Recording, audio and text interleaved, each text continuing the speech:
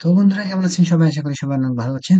তো আজকে আমরা আলোচনা করবো যে বাংলাদেশে কৃষি পদ্ধতি, বাংলাদেশে কিভাবে কৃষি কাজ করা হয় এবং কোন কোন পদ্ধতি আমরা অবলম্বন করে থাকি। তো এই বিষয় নিয়ে আমরা আজকে বিস্তারিত আলোচনা করব। তো বাংলাদেশে আমরা জানি যে বাংলাদেশ কিন্তু একটা কৃষি প্রধান দেশ।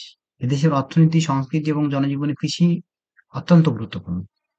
তো দেশের জনসংখ্যার একটি বৃহৎ অংশ কৃষির উপর কিন্তু আমরা নির্ভরশীল। এখানে বাংলাদেশের কৃষি পদ্ধতি বিস্তারিত আমরা এখন আলোচনা করবো যে কৃষির ধরন। তো আমরা প্রথমে যদি ধরি যে কৃষির ধরন, তো বাংলাদেশে কৃষির ধরন কিন্তু দুই ভাগে ভাগ করা হয়। সেটা হচ্ছে একটা হচ্ছে সেচ নির্ভর, একটা হচ্ছে বৃষ্টি নির্ভর কৃষি। এটা হচ্ছে সেচ নির্ভর কৃষি, একটা বৃষ্টি নির্ভর নির্ভর কৃষি। তো সেই সেচ নির্ভর কৃষিতে আমরা কিন্তু সেচের মাধ্যমে চাষ করা হয়। সেচের মাধ্যমে যেমন আমরা বোরো ধান চাষ করি, শাকসবজি এবং বিভিন্ন অর্থকরী ফসল সেচ নির্ভর পদ্ধতিতে চাষ করা হয়।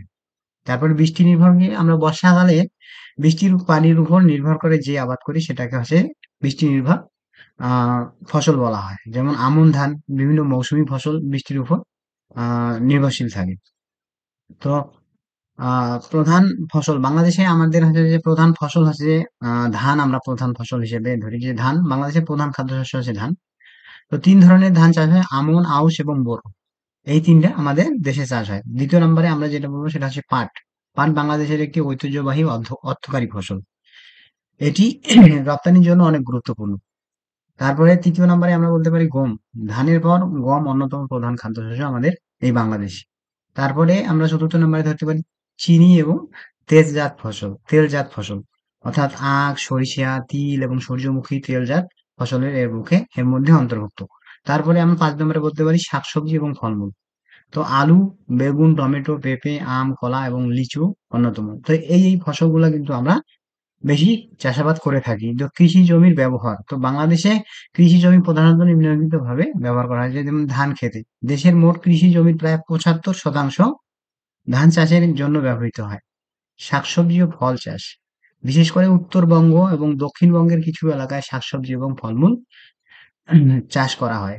মৎস্য ও গবাদি পশু ভূমিচরণ, তো কিছু জমি মৎস্য এবং পশুপালনের জন্য ব্যবহৃত হয়।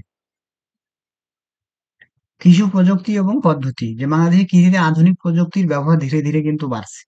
যেমন সেচ প্রযুক্তি, যে গভীর নলকূপ, অগভীর নলকূপ এবং সেচ পাম্প ব্যবহার করা হয় বর্তমানে।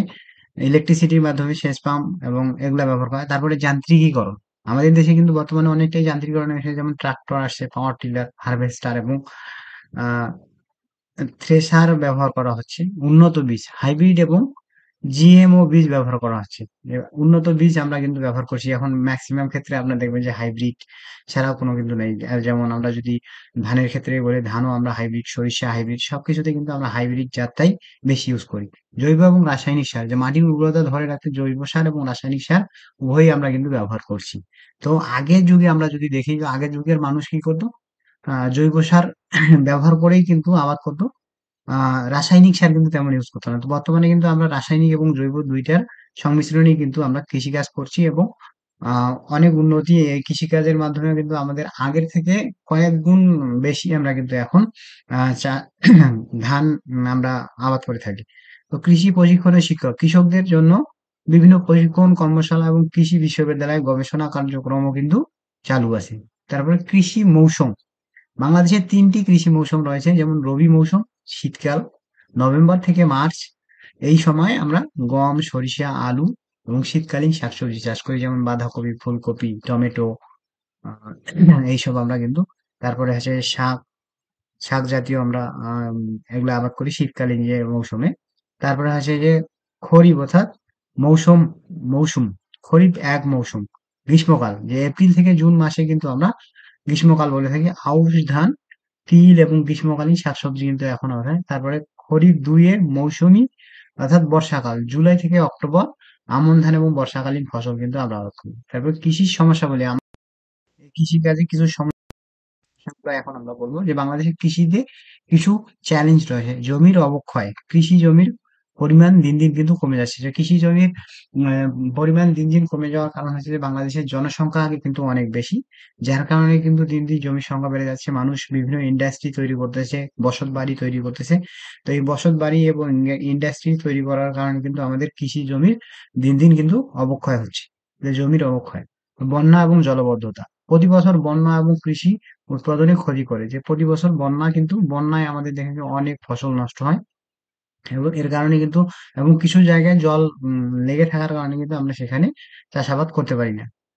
তারপরে খরার প্রভাব, খরার কারণেও শস্য উৎপাদনে ঘাটতি দেখা যায়। যেমন কিছু কিছু সময় আমরা দেখেন যে বর্ষাকালীন সময়ে যখন আমাদের বৃষ্টি দরকার তখন কিন্তু বর্ষা হয় না, সেই কারণে কিন্তু এখানে খরা দেখা দেয় এবং আমাদের আবাদের কিন্তু অনেক ক্ষতি হয়।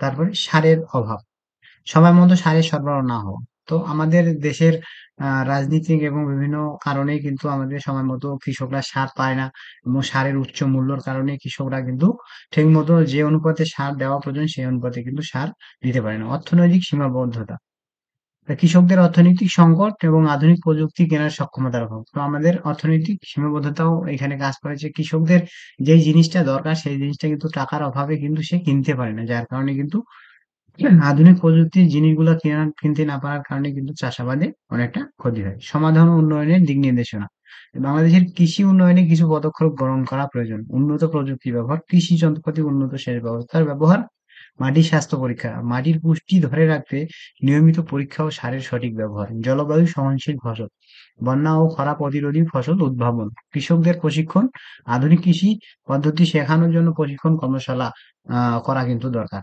তারপরে কৃষি ঋণ, সহজ শর্তে কৃষি ঋণ দেওয়া দরকার। তো কৃষকদের জন্য সহজ শর্তে যদি কৃষি ঋণ দেয় তাহলে কিন্তু কৃষকরা এই ক্ষেত্রে উপকৃত হবে। এবং রপ্তানি সম্ভাবনা, অর্থকরী ফসলের রপ্তানি বাড়ানোর উদ্যোগ, অর্থাৎ আমরা যা চাষাবাদ করি সেগুলা যাতে বাইরের দেশে রপ্তানি করে আমাদের ভালো একটা প্রফিট যাতে আমরা নিতে পারি সেই দিকে সরকারের নজর দেওয়া দরকার, যাতে সরকারি ব্যবস্থা নিলে কৃষকদের যাতে কৃষকের কষ্টর যে ফসলটা সেটা যাতে ভালো মূল্যে বিক্রি করতে পারে। তো উপসংহারে আমরা যে বাংলাদেশের কৃষি অর্থনীতি এবং খাদ্য নিরাপত্তা এবং জীবনযাত্রার জন্য অত্যন্ত গুরুত্বপূর্ণ। আধুনিক কৃষি প্রযুক্তি, প্রশিক্ষণ এবং সঠিক ব্যবস্থাপনার মাধ্যমে দেশের কৃষি খাত আরো উন্নত করা সম্ভব। কৃষকদের প্রয়োজনীয় সহায়তা এবং প্রযুক্তি সরবরাহ নিশ্চিত করে উৎপাদনশীলতা বৃদ্ধি করে দেশের আর্থিক অগ্রগতি অর্জন করা কিন্তু সম্ভব। তো এই ছিল আজকের এই বিষয়টা।